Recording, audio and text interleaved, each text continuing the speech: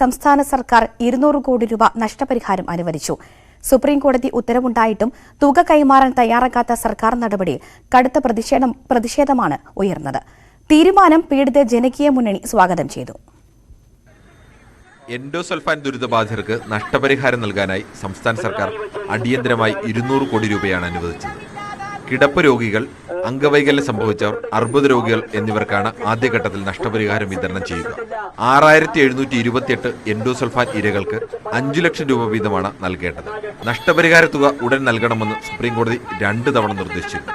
4 ആഴ്ചയ്ക്കുള്ളിൽ വിശദീകരണം നൽകണമെന്ന് കോടതി നിർദ്ദേശിച്ചതോടെയാണ് വിഷയം ചർച്ച ചെയ്യാൻ ചീഫ് സെക്രട്ടറി തന്നെ യോഗം വിളിച്ചത്. സർക്കാർ തീരുമാനത്തെ സ്വാഗതം ചെയ്യുന്നതായി എൻഡോസൾഫാൻ പീഡിത ജനകീയ മുന്നണി പറഞ്ഞു. എൻഡോസൾഫാൻ ദുരിതബാധിതർക്ക് വേണ്ടി കോടതി വിധി അനുസരിച്ചുള്ള തുക നൽകുന്നതിനായി 200 കോടി റുപ്യ കൊടുക്കാൻ 200 കോടി രൂപ നൽകാൻ തീരുമാനിച്ചതായി അറിയുന്നു. തീർച്ചയായും ഈ ഒരു തീരുമാനം സ്വാഗതാർഹമാണ്. എന്തായാലും വളരെ നേരത്തെ ചെയ്യേണ്ട കാര്യം ഇപ്പോഴെങ്കിലും ചെയ്യാൻ മുന്നോട്ട് വന്നതിൽ സർക്കാരിനെ അഭിനന്ദിക്കുന്നു. 200 കോടി രൂപ അനുവദിച്ചെങ്കിലും നഷ്ടപരിഹാരം തേടി സർക്കാരിന് ലഭിച്ച 1000-ഓളം അപേക്ഷകൾ ഇനിയും തീരുമാനമായിട്ടില്ല. എൻഡോസൾഫാൻ ദുരിതബാധിതർക്കുള്ള 5 ലക്ഷം രൂപയുടെ നഷ്ടപരിഹാര വിതരണത്തിന് 2ാം ഉത്തരവുണ്ടായിട്ടും നടപ്പാക്കാത്തത് ചോദ്യം ചെയ്തുള്ള ഹർജി പരിഗണിക്കുന്നത് ഏപ്രിൽ 4 മാറ്റിയിട്ടുണ്ട്. ന്യൂസ് 18 കാസർഗോഡ്. ഇരവികുളം ദേശീയോദ്യാനം ഏപ്രിൽ 1 സന്ദർശകർക്കായി തുറന്നു നൽകും. 100-ലധികം വരയാടിൻ കുഞ്ഞുങ്ങളാണ് സന്ദർശകരെ കാത്ത് പാർക്കിനകത്തുള്ളത്. ഓൺലൈൻ വഴി ടിക്കറ്റ് എടുക്കുന്നവർക്കാണ് പ്രവേശനം അനുവദിക്കുക. വരയാടുകളുടെ പ്രജനനകാലം കണക്കിലെടുത്ത് ഫെബ്രുവരി 1 ഇരവികുളം ദേശീയോദ്യാനം അടച്ചത്. തുടർന്നുള്ള 2 മാസം സഞ്ചാരികൾക്ക് പൂർണ്ണ നിരോധനം ഏർപ്പെടുത്തി. ടൂറിസം സോണായ രാജമലയിൽ 17 കുഞ്ഞുങ്ങളടക്കം 100-ലധികം വരയാടിൻ കുഞ്ഞുങ്ങൾ പിറന്നതായി റേഞ്ച് ഓഫീസർ ജോബ് ജെ നേരിയാമ്പറമ്പിൽ പറഞ്ഞു. വരയാടുകളെ സന്ദർശിക്കുന്നതിനെത്തുന്ന സഞ്ചാരികൾക്ക് ഏപ്രിൽ 1 മുതൽ പ്രവേശനം ഓൺലൈൻ ബുക്കിംഗ് വഴി മാത്രമാണ്.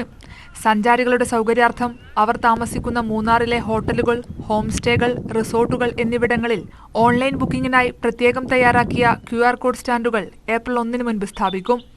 മൂന്നാറിലെ 300 സ്ഥാപനങ്ങളിലാണ് QR കോഡ് സ്റ്റാൻഡുകൾ സ്ഥാപിക്കുന്നത്. കഴിഞ്ഞ വർഷത്തെ നീലഗിരി താറുകളുടെ സെൻസസിൽ 782 വരയാടുകളാണ് നമ്മൾ കണ്ടത്. അതിനകത്ത് 145ഓളം കുട്ടികളുണ്ടായിരുന്നു. ഈ പ്രാവശ്യം നമ്മൾ ഇപ്പോൾ തന്നെ നമുക്ക് 100-ൽ കൂടുതലായിട്ട് കുട്ടികളെ നേരിട്ട് കാണാൻ സാധിച്ചിട്ടുണ്ട്. മാത്രമല്ല ടൂറിസം സോണിൽ 17 കുട്ടികളെ നമ്മൾ നേരിട്ട് കണ്ടിട്ടുണ്ട്. അപ്പോൾ ഗസ്റ്റുകൾ വരുമ്പോഴത്തേക്കും ഈ കുട്ടികളെ കാണാനുള്ള അവസരവും ഉണ്ടായിരിക്കും. ഏറ്റവും വലിയ പ്രത്യേകത എന്ന് പറയുന്നത് നമ്മൾ 100% ഓൺലൈൻ ടിക്കറ്റ്സാണ് നമ്മൾ ഉദ്ദേശിക്കുന്നത്. അത് GPayയോ അല്ലെങ്കിൽ ഫോൺ പേയോ ക്രെഡിറ്റ് കാർഡോ ഡെബിറ്റ് കാർഡോ അല്ലെങ്കിൽ നെറ്റ് ബാങ്കിങ്ങോ ഉപയോഗിച്ച് QR കോഡ് സ്കാൻ ചെയ്ത് ഗസ്റ്റുകൾക്ക് ടിക്കറ്റ് എടുക്കാവുന്നതാണ്. ഓൺലൈനിൽ ബുക്ക് ചെയ്ത ശേഷം ലഭിക്കുന്ന മെസ്സേജിൽ നൽകിയിരിക്കുന്ന സമയത്ത് പ്രവേശന കവാടമായ 5ാം മൈലിലെത്തി വനം വകുപ്പ് തയ്യാറാക്കിയിട്ടുള്ള വാഹനത്തിൽ കയറി രാജമലയിലെത്താം. വിദേശികൾക്ക് 500-ഉം സ്വദേശികൾക്ക് 200 രൂപയുമാണ് പ്രവേശന ഫീസ്. അറ്റകുറ്റപ്പണികൾക്കായി അടച്ചിട്ടിരിക്കുന്ന മറയൂർ റോഡിലെ ലക്കം വെള്ളച്ചാട്ടവും ഏപ്രിൽ 1 സഞ്ചാരികൾക്കായി തുറന്നുകൊടുക്കും. ന്യൂസ് 18 രാജമല. ഇടുക്കി നെടുങ്കണ്ടം ഗ്രാമപഞ്ചായത്തിലെ തൊഴിലുറപ്പ് പദ്ധതിയിലെ ക്രമക്കേടുകളെ സംബന്ധിച്ച് വിജിലൻസ് അന്വേഷണം നടത്തണമെന്നാവശ്യപ്പെട്ട് UDF മണ്ഡലം കമ്മിറ്റി പഞ്ചായത്ത് ഓഫീസ് ഉപരോധിച്ചു. LDF ഭരിക്കുന്ന പഞ്ചായത്തിൽ CPM CPI ചേരിപ്പോരും മൂലം വികസനം അട്ടിമറിക്കപ്പെടുകയാണെന്ന് UDF ആരോപിക്കുന്നു. LDFിനുള്ളിലെ തർക്കങ്ങൾ മൂലം നെടുങ്കണ്ടം പഞ്ചായത്തിലെ പല പദ്ധതികളുടെയും നടത്തിപ്പ് തടസ്സപ്പെട്ടിരിക്കുകയാണ്. ഭരണം കൈയാളുന്നവരിൽ ചിലർ ഉദ്യോഗസ്ഥരുമായി ചേർന്ന് അഴിമതിക്ക് കളമൊരുക്കുകയാണെന്ന് UDF ആരോപിച്ചു. തൊഴിലുറപ്പ് പദ്ധതിയിൽ നിർമ്മാണം നടക്കുന്ന ഗ്രാമീണ പാതകളുടെ മറവിൽ വൻ സാമ്പത്തിക തട്ടിപ്പാണ് നടക്കുന്നത്. നിർമ്മാണത്തിന് ആവശ്യമായതിലധികം മെറ്റീരിയലുകൾ മസ്റോളിൽ ഉൾപ്പെടുത്തുകയും അവ നിർമ്മാണ സ്ഥലത്ത് എത്തിക്കാതെയും ക്രമക്കേട് നടത്തുന്നു. 100 ചാക്കിന്റെ നിർമ്മാണം നടക്കേണ്ട സ്ഥലത്തേക്കാണ് ഈ മസ്ട്രോളിൽ കൃത്രിമം നടത്തി കൂടുതൽ മെറ്റീരിയൽ സപ്ലൈ ചെയ്യുകയും ആ സപ്ലൈ ബോധപൂർവം ചെയ്യേണ്ട സപ്ലൈ ചെയ്യാതിരിക്കുകയും ആ മെറ്റീരിയൽ സപ്ലൈ ചെയ്യുന്ന ആളുകളിൽ നിന്നും കമ്മീഷൻ മേടിക്കുകയും ചെയ്യുന്നതായിരുന്നു ഒരു രീതി. കർഷകർക്കായുള്ള വളം വിതരണത്തിന്റെ മറവിലും ലക്ഷങ്ങളുടെ തട്ടിപ്പ് നടന്നിരുന്നു. തൊഴിലുറപ്പ് പദ്ധതിയിൽ ഉൾപ്പെടെ നടത്തിയ വിവിധ നിർമ്മാണ പ്രവർത്തനങ്ങളെ സംബന്ധിച്ച് അടിയന്തരമായി വിജിലൻസ് അന്വേഷണം നടത്തണമെന്ന് UDF നെടുങ്കണ്ടം മണ്ഡലം കമ്മിറ്റി ആവശ്യപ്പെട്ടു. ഉപരോധ സമരം KPCC സെക്രട്ടറി MN ഗോപി ഉദ്ഘാടനം ചെയ്തു. കോൺഗ്രസ് മണ്ഡലം പ്രസിഡന്റ് KN തങ്കപ്പൻ അധ്യക്ഷത വഹിച്ച യോഗത്തിൽ സേനാപതി വേണു, MS മഹേശ്വരൻ, അനിൽ കട്ടുപാറ, ശ്യാമള വിശ്വനാഥൻ, ശിഹാബ് ഈട്ടികൾ തുടങ്ങിയവർ പങ്കെടുത്തു. ന്യൂസ് 18 ഇടുക്കി. ഇടുക്കി ശാന്തൻപാറയിൽ ഗ്രാമീണ പാത ഗതാഗത യോഗ്യമാക്കാത്തതിൽ പ്രതിഷേധം. നാട്ടുകാർ റോഡിൽ കൃഷിയിറക്കി. ശാന്തൻപാറ വക്കോട് സിറ്റി കിഴക്കാതിമല റോഡാണ് നാശത്തിന്റെ വക്കിലുള്ളത്. കാൽനട യാത്ര പോലും സാധ്യമാകാത്ത അവസ്ഥയിലാണ് വാക്കോട് സിറ്റി കിഴക്കാതിമല പാത. വലിയ വളവുകളിൽ മെറ്റലുകൾ ഇളകിക്കിടക്കുന്നതിനാൽ വാഹന ഗതാഗതം ദുഷ്കരമാണ്. റോഡിന്റെ ശോചനീയാവസ്ഥ പരിഹരിക്കണമെന്നാവശ്യപ്പെട്ട് നിരവധി തവണ അധികൃതരെ സമീപിച്ചിട്ടും നടപടിയുണ്ടായില്ല. ഇതോടെ ഏലവും വാഴയും റോഡിലെ കുഴികളിൽ നട്ട് പ്രദേശവാസികൾ പ്രതിഷേധിച്ചു. ഈ റോഡ് അങ്ങേറ്റം വരെ തന്നെ സൈഡായിട്ട് മുഴുവൻ പൊളിഞ്ഞെടുക്കുകയാണ്. വാഹനം ഒരു ഓട്ടോറിക്ഷ വിളിച്ചാൽ വരാറില്ല, മറ്റു വാഹനങ്ങൾ വരാറില്ല. സ്കൂൾ കുട്ടികളിൽ പോകാനുള്ള സൗകര്യമുണ്ട്. കുട്ടികൾ വന്നു കഴിഞ്ഞാൽ അപ്പുറം ഇപ്പുറം ഇറക്കി വിടുന്നു. അങ്ങനെ പല ബുദ്ധിമുട്ടുകളുണ്ട്. ഒരു 5 വർഷക്കാലമായി റോഡ് ഇങ്ങനെ കിടക്കുകയാണ്. 2.5 കിലോമീറ്റർ ദൂരമുള്ള പാത പൂർണ്ണമായും തകർന്നിട്ടുണ്ട്. സ്കൂൾ ബസ്സുകൾ ഇതുവഴി സർവീസ് നടത്തുന്നില്ല. ആശുപത്രി ആവശ്യങ്ങൾക്ക് പോലും വാഹനങ്ങൾ എത്താത്ത സാഹചര്യമാണ്. റോഡിന്റെ നിർമ്മാണത്തിനായി 16 ലക്ഷം രൂപ അനുവദിച്ചിരുന്നുവെങ്കിലും ഇത് വകമാറ്റി മറ്റൊരു റോഡിനായി ചെലവഴിച്ചെന്ന് നാട്ടുകാർ ആരോപിക്കുന്നു. ഞങ്ങൾ ഷായിച്ചാണ് ചോദിച്ചു പണിയാണെന്ന് പറഞ്ഞു. അത് റോഡ് അവർ എഴുതി മാറിപ്പോയി. അത് 10 ഏക്കർ റോഡിലേക്ക് ആക്കിയെന്ന് 10 ഏക്കർ റോഡ് പുഴയാത്ത റോഡ്, ടാറിംഗ് ഉള്ള റോഡ്. കുഴിയുള്ള ഭാഗം അപ്പുറത്ത് കിടപ്പുണ്ട്. ടാറിംഗ് മേളിക്കൽ ചുമ്മാ ചെയ്ത് അവർ പോയി ബില്ല് മാറി അവർ പോയി. പൊട്ടിപ്പൊളിഞ്ഞ പാതയിൽ നിന്നും മെറ്റലുകൾ മഴവെള്ളത്തിലൊഴുകി സമീപത്തെ പാടശേഖരത്തിലെത്തുന്നതിനാൽ നെൽകൃഷി ഇറക്കാനും സാധിക്കുന്നില്ല. പാതയുടെ പുനർനിർമ്മാണം ഉടൻ നടത്തിയില്ലെങ്കിൽ സമരം സംഘടിപ്പിക്കാനാണ് നാട്ടുകാരുടെ തീരുമാനം. ന്യൂസ് 18 നെടുങ്കണ്ടം. ഗുരുവായൂർ വലിയ തോടിന്റെ വശങ്ങൾ സംരക്ഷിക്കണമെന്ന ആവശ്യം. മഴക്കാലത്ത് വെള്ളം നിറഞ്ഞ് സമീപത്തെ വീടുകളിൽ എത്തുന്നത് പതിവാണ്. മഴയായാൽ വലിയ തോടിന് ഇരുകരകളിലുമുള്ളവർക്ക് ആധിയാണ്. തോട് കവിഞ്ഞാൽ സമീപത്തെ വീടും സ്ഥലവുമൊക്കെ വെള്ളത്തിലാകും. ദിവസങ്ങളോളം ഈ ദുരിതം തുടരും. വീടുകളിൽ ഇഴജന്തുക്കളും കയറും. പലരും ബന്ധുവീടുകളിലേക്ക് താമസം മാറേണ്ടി വരും. എല്ലാ വർഷവും നാട്ടുകാർ അധികൃതരുടെ കനിവ് തേടിയിരിക്കേണ്ട അവസ്ഥയാണ്. നഗരസഭയ്ക്ക് പലവട്ടം പരാതി നൽകി. സംരക്ഷണ ഭിത്തി നിർമ്മിക്കാത്തത് വലിയ പ്രതിസന്ധിയാണ്. 5-6 കൊല്ലമായി ഞങ്ങൾ ഈ അനുഭവിക്കണം. എന്തായാലും ഞങ്ങൾക്ക് ഈ വർഷത്തിൻ്റെ മുമ്പ് ഇതൊന്ന് കെട്ടിക്കിട്ടണം. അമ്പ് കയറുക, വെള്ളം കയറുക, അതൊക്കെ തന്നെയല്ലേ മഴക്കാലത്ത് വരണത്. മുറ്റത്തു നിന്നാണ് പുറത്തിറങ്ങാന്ന് മറക്കുണ്ടാവും. നഗരസഭ 22ാം വാർഡിലാണ് വെള്ളക്കെട്ടിന്റെ ബുദ്ധിമുട്ട് ഏറെ അനുഭവിക്കേണ്ടി വരിക. വാർഡ് കൗൺസിലിൻ്റെ ശ്രദ്ധയെപ്പെടുത്തിയിട്ടും കൂടി അദ്ദേഹം ഈ അമൃത് പദ്ധതിയിൽ ഉൾപ്പെടുത്താമായിരുന്നു. എല്ലാ വാർഡുകളിലും അമൃത് പദ്ധതിയിൽ ഉൾപ്പെടുത്തിയ കാര്യം ചെയ്തു. പക്ഷേ അദ്ദേഹത്തിന് ഇതിൽ ഒരു ചെയ്യണമെന്ന് കഴിവില്ലായ്മ, അദ്ദേഹത്തിൻ്റെ വാർഡ് കൗൺസിലിൻ്റെ കഴിവില്ലായ്മയാണ് ഈ കാണിക്കുന്നത്. പല പ്രാവശ്യം നാട്ടുകാർ പരാതി പറഞ്ഞു. ഒരു പ്രയോജനവും ഉണ്ടായില്ല. തോടിനിരുവശവും കല്ലുകെട്ടി നീരൊഴുക്ക് സുഗമമാക്കിയാൽ ഈ പ്രശ്നം പരിഹരിക്കാം. ന്യൂസ് 18 ഗുരുവായൂർ. കായംകുളം കണ്ടല്ലൂർ ഗ്രാമപഞ്ചായത്തിലെ കുടിവെള്ളക്ഷാമത്തിന് പരിഹാരമാകുന്നു. പുതുതായി പമ്പ് ഹൌസ് നിർമ്മിച്ചതോടെയാണ് ഏറെക്കാലമായി ജനങ്ങൾ അനുഭവിക്കുന്ന പ്രശ്നം പരിഹരിക്കപ്പെടുന്നത്. കണ്ടല്ലൂർ ഗ്രാമപഞ്ചായത്തിന്റെ തെക്കൻ പ്രദേശത്തുള്ള മുക്കം, കണ്ടപ്പുറം, പള്ളി ജംഗ്ഷൻ, പൈപ്പ് ജംഗ്ഷൻ തുടങ്ങിയ സ്ഥലങ്ങളിലായിരുന്നു ജലക്ഷാമം അതിരൂക്ഷം. കണ്ടല്ലൂർ ഗ്രാമപഞ്ചായത്തിന്റെ തനത് ഫണ്ടിൽ നിന്നും 9 ലക്ഷം രൂപ വിനിയോഗിച്ചാണ് കായൽവാരത്ത് കുഴൽക്കിണർ നിർമ്മിച്ചത്. മഴക്കാലത്തടക്കം പ്രദേശത്ത് കുടിവെള്ളക്ഷാമം രൂക്ഷമായിരുന്നു. 3 വർഷമായി ഈ പ്രദേശങ്ങളിൽ ടാങ്കറുകളിൽ വെള്ളം എത്തിച്ചു നൽകുകയായിരുന്നു. പഞ്ചായത്തിന് വർഷം തോറും 22 ലക്ഷത്തോളം രൂപ ഇതിനായി ചെലവായി. ഇതുകൊണ്ടുള്ള നേട്ടം എന്ന് പറയുന്നത് കഴിഞ്ഞ 3 വർഷമായിട്ട് ഏകദേശം 26 ലക്ഷം രൂപയോളം നമ്മുടെ പഞ്ചായത്തിൻ്റെ തനത് ഫണ്ടിൽ നിന്ന് നമ്മൾ കുടിവെള്ളം കൊടുക്കുന്നതിന് വേണ്ടി ചിലവാക്കുകയായിരുന്നു. അതായത് ടാങ്കിനകത്ത് എല്ലാ ഭവനങ്ങളിലും വെള്ളം എത്തിച്ചുകൊണ്ടായിരുന്നത്. അപ്പോൾ ഇതോടുകൂടി നമുക്ക് അതിൽ നിന്നൊരു മോചനം ഉണ്ടാകും. പമ്പ് ഹൗസ് സ്ഥാപിച്ചതോടെ ചെലവ് ചുരുക്കാനും ആകും. പുതിയ പമ്പ് ഹൗസിന്റെ ഉദ്ഘാടനം കണ്ടല്ലൂർ ഗ്രാമപഞ്ചായത്ത് പ്രസിഡന്റ് തയ്യിൽ പ്രസന്നകുമാരി നിർവഹിച്ചു. കണ്ടല്ലൂർ പഞ്ചായത്തിൽ തെക്കൻ പ്രദേശങ്ങളായ 9, 10 വാർഡുകളിൽ കുടിവെള്ളക്ഷാമം അതിരൂക്ഷമായി കൊണ്ടിരുന്ന പ്രദേശമാണ്.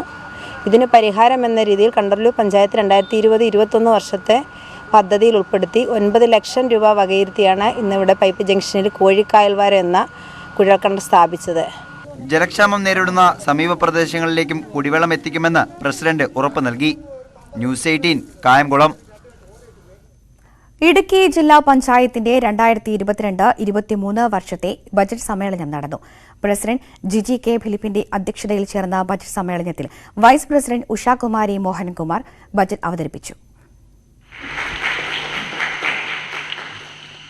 കൃഷി, വിദ്യാഭ്യാസം, ആരോഗ്യം, ക്ഷേമ പദ്ധതികൾ, പശ്ചാത്തല സൗകര്യ വികസനം എന്നിവയ്ക്കെല്ലാം ഊന്നൽ നൽകിയിട്ടുള്ള ബജറ്റാണ് ജില്ലാ പഞ്ചായത്ത് അവതരിപ്പിച്ചത്. മാതൃവന്ദനം പദ്ധതിക്ക് 30 ലക്ഷം രൂപയും കുടുംബശ്രീ പ്രവർത്തകരെ ഉൾക്കൊള്ളിച്ചുകൊണ്ട് 52 പഞ്ചായത്തുകളിലും നടപ്പിലാക്കുന്ന ഇടുക്കി കഫേ പദ്ധതിക്ക് 1 കോടി രൂപയും സ്മാർട്ട് അംഗനവാടികൾക്ക് 48 ലക്ഷം രൂപയുമാണ് വകയിരുത്തിയിരിക്കുന്നത്. ഇതിനു പുറമെ ജില്ലയുടെ സുവർണ ജൂബിലി ആഘോഷങ്ങളുടെ ഭാഗമായി ഒരു പഞ്ചായത്തിൽ ഒരു വീട് എന്ന നിലയ്ക്ക് നിർമ്മിച്ചു നൽകുന്നതിന് 2 കോടി രൂപയും വകയിരുത്തിയിട്ടുണ്ടെന്ന് ഇടുക്കി ജില്ലാ പഞ്ചായത്ത് പ്രസിഡന്റ് ജിജി കെ ഫിലിപ്പ് പറഞ്ഞു.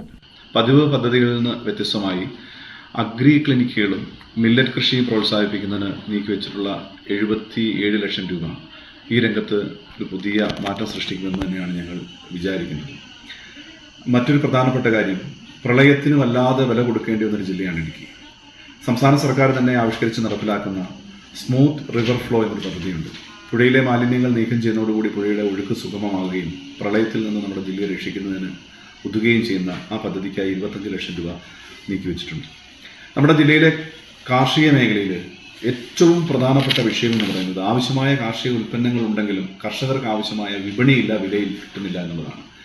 വിപണി ഒരുക്കുന്നതിന്, കർഷകരുടെ പ്രശ്നം അതിലൂടെ പരിഹരിക്കുന്നതിന് കരുതൽ എന്ന പേരിൽ 1 കോടി രൂപ മുടക്കി വിപണി ഒരുക്കുന്നതിന് അല്ലെങ്കിൽ വിപണന സൗകര്യം ഏർപ്പെടുത്തുന്നതിന്, കുട്ടികളുടെ കായിക പരിശീലനത്തിന് കളിത്തട്ട് എന്ന പദ്ധതിയിൽ ഉൾപ്പെടുത്തി 50 ലക്ഷം രൂപയും ജില്ലാതല കായികമേളയ്ക്ക് 10 ലക്ഷം രൂപയും ക്ഷീര കർഷകർക്ക് സബ്സിഡി നൽകുന്നതിലേക്കായി 3 കോടി 50 ലക്ഷം രൂപയും ബജറ്റിൽ വകയിരുത്തിയിട്ടുണ്ട്.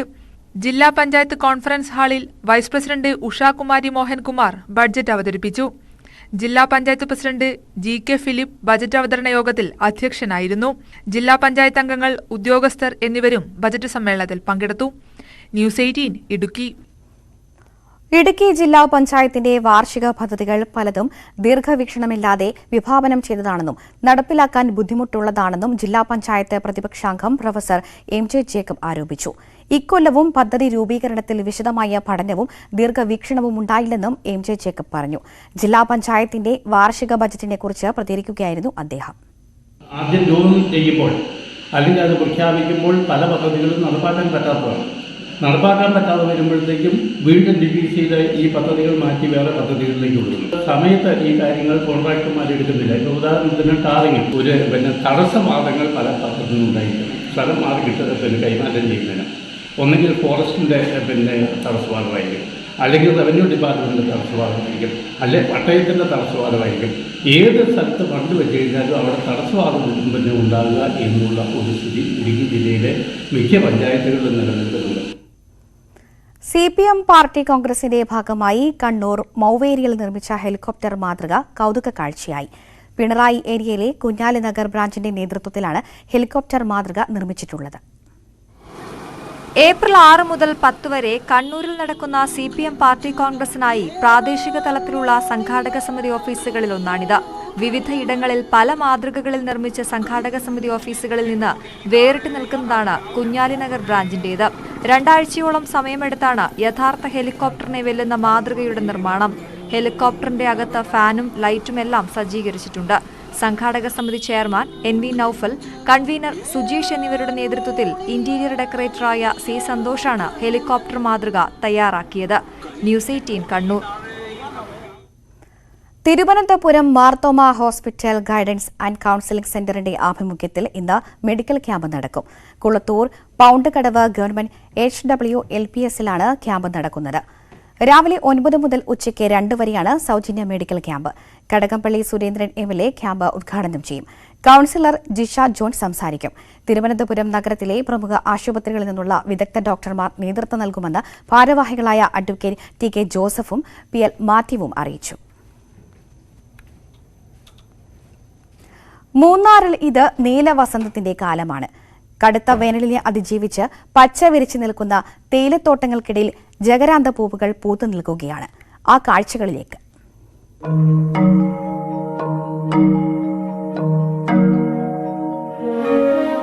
മൂന്നാറിലെ മലമടക്കുകളിലൂടെയുള്ള യാത്ര മനോഹരമാണ്. മലനിരകളിലെ നീലവസന്തം സഞ്ചാരികളുടെ മനം കവരും. എത്ര കണ്ടാലും മതിവരാത്ത ജഗരാന്ത പൂക്കളൊരുക്കുന്ന മനോഹര കാഴ്ച. തേയിലച്ചെടികളുടെ അരികുപറ്റി പടർന്ന് പന്തലിച്ച് പൂത്തു നിൽക്കുന്ന വർണ്ണവിസ്മയം.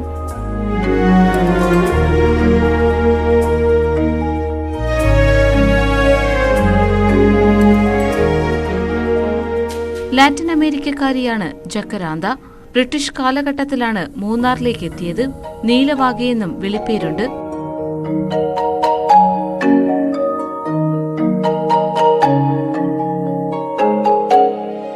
കേരളം കടുത്ത ചൂടിൽ വെന്തുരുകുന്ന ഫെബ്രുവരി മുതൽ ഏപ്രിൽ വരെയാണ് ജക്കരാന്തയുടെ പൂക്കാലം.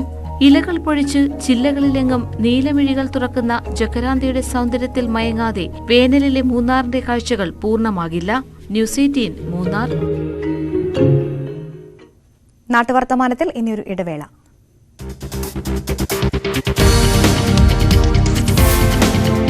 കാർഷിക കേരളം.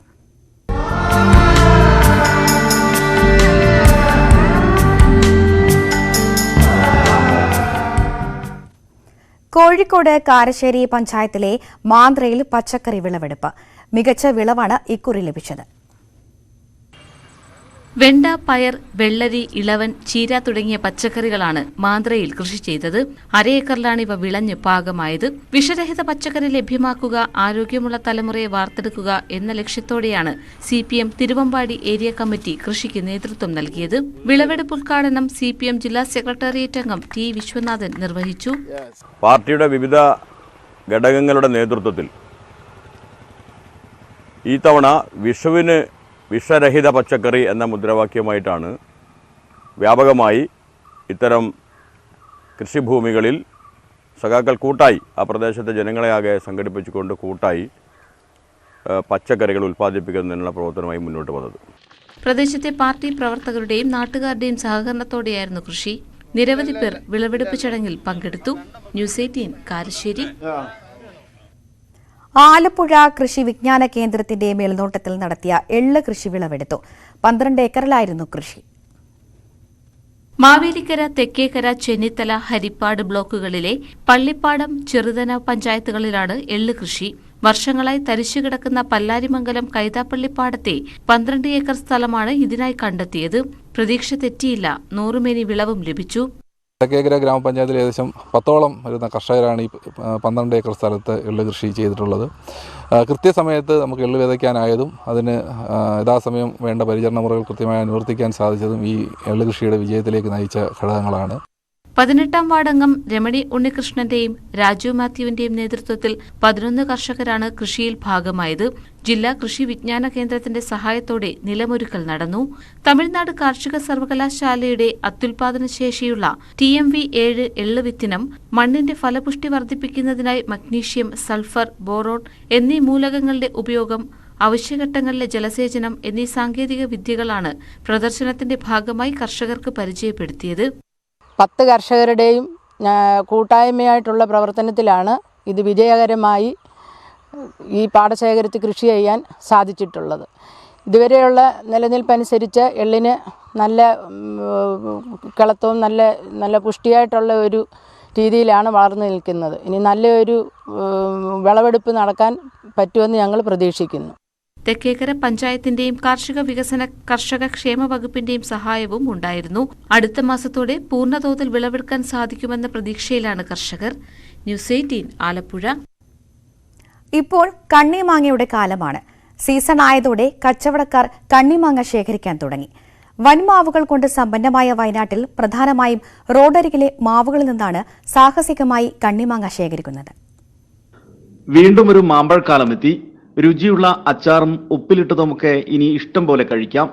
സീസൺ ആയതോടെ കണ്ണിമാങ്ങ ശേഖരിക്കാനെത്തുന്നവരുടെ എണ്ണവും കൂടി. മാങ്ങ പറിക്കാൻ കരാറെടുത്ത ആളുകൾ വയനാട്ടിൽ നിരവധിയാണ്. പല സ്വകാര്യ തോട്ടങ്ങളിലും നാട്ടുമാവുകൾ ഇല്ലാതായതോടെ പൊതു ഇടങ്ങളിൽ നിന്നാണ് അച്ചാറ് കമ്പനികൾക്കായി കച്ചവടക്കാർ കണ്ണിമാങ്ങ ശേഖരിക്കുന്നത്. പൊതുമരാമത്ത് വകുപ്പിൽ ടെൻഡർ നടപടിയിലൂടെ അനുമതി കൈപ്പറ്റിയ കച്ചവടക്കാർ തൊഴിലാളികളെ ഉപയോഗിച്ച് സാഹസികമായാണ് കണ്ണിമാങ്ങ ശേഖരിക്കുന്നത്. നിലത്ത് വീഴാതെ വൻമരങ്ങളിൽ കയറി തോട്ടി ഉപയോഗിച്ച് ഞെട്ടുപൊട്ടിക്കാതെയാണ് മാങ്ങ പറിച്ച് താഴെ ഇറക്കുന്നത്. അതിനിടെ മഴ വന്നാൽ മാങ്ങയിൽ വെള്ളം കയറാതെ സൂക്ഷിച്ചില്ലെങ്കിൽ കണ്ണിമാങ്ങകൾ കേടാവും. ശരാശരി ഒരു വലിയ മാവാണെങ്കിൽ ഒരു 100 വർഷം പഴക്കമുള്ള മാവാണെങ്കിൽ 5 കിൻഡിലൊക്കെ കിട്ടും, 5-6 കിൻഡിലൊക്കെ കിട്ടും. വേനൽ മഴ ശക്തമാവുന്നതിന് മുമ്പ് കണ്ണിമാങ്ങകൾ ശേഖരിച്ചില്ലെങ്കിൽ അവ ഉപയോഗിക്കാൻ കഴിയില്ല. വയനാട്ടിലെ പാതയോരങ്ങളിൽ മുൻ വർഷങ്ങളെ അപേക്ഷിച്ച് കണ്ണിമാങ്ങ ഉൽപാദനം കൂടിയതായി കച്ചവടക്കാർ പറയുന്നുണ്ട്. 4 പതിറ്റാണ്ടിലധികമായി വയനാട്ടിൽ വിവിധ സ്ഥലങ്ങളിൽ കണ്ണിമാങ്ങ പൊതുമരാമത്ത് വകുപ്പ് കരാർ നൽകാൻ തുടങ്ങിയിട്ട്. ന്യൂസ് 18 വയനാട്. കോഴിക്കോട് ബേപ്പൂർ മറീന ബീച്ചിൽ എത്തുന്ന സഞ്ചാരികൾക്ക് ഇനി തിരമാലകൾക്ക് മുകളിലൂടെ ഒഴുകി നടക്കാം. സഞ്ചാരികളെ ലക്ഷ്യമിട്ട് ബീച്ചിൽ ഫ്ലോട്ടിംഗ് ബ്രിഡ്ജ് ഒരുങ്ങി. DTPCയുടെയും തുറമുഖ വകുപ്പിന്റെയും സഹായത്തോടെ Chalakudy capture days adventure tourism and water സ്പോർട്സിന്റെ നേതൃത്വത്തിലാണ് പാലം സ്ഥാപിച്ചത്.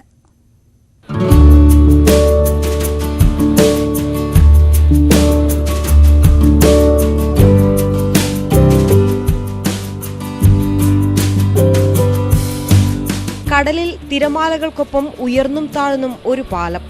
നീളം 100 മീറ്ററും വീതി 3 മീറ്ററും. കടലിന് നടുവിൽ പുതിയ അനുഭൂതി സൃഷ്ടിക്കുകയാണ് ഫ്ലോട്ടിംഗ് ബ്രിഡ്ജ്. വെള്ളത്തിൽ പൊങ്ങി നിൽക്കുന്ന ഹൈ ഡെൻസിറ്റി പോളി എത്തിലീൻ ബ്ലോക്കുകൾ ഉപയോഗിച്ചാണ് നിർമ്മാണം.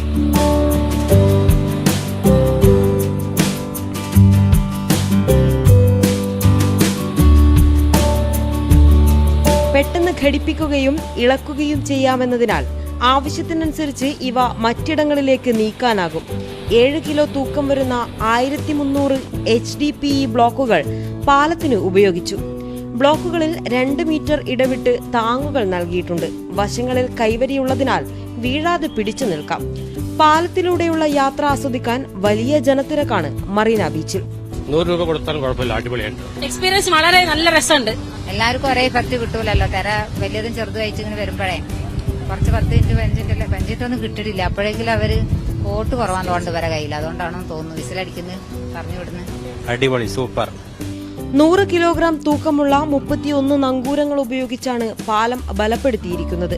ഒരേ സമയം 500 പേർക്ക് വരെ കയറാൻ ശേഷിയുണ്ട്.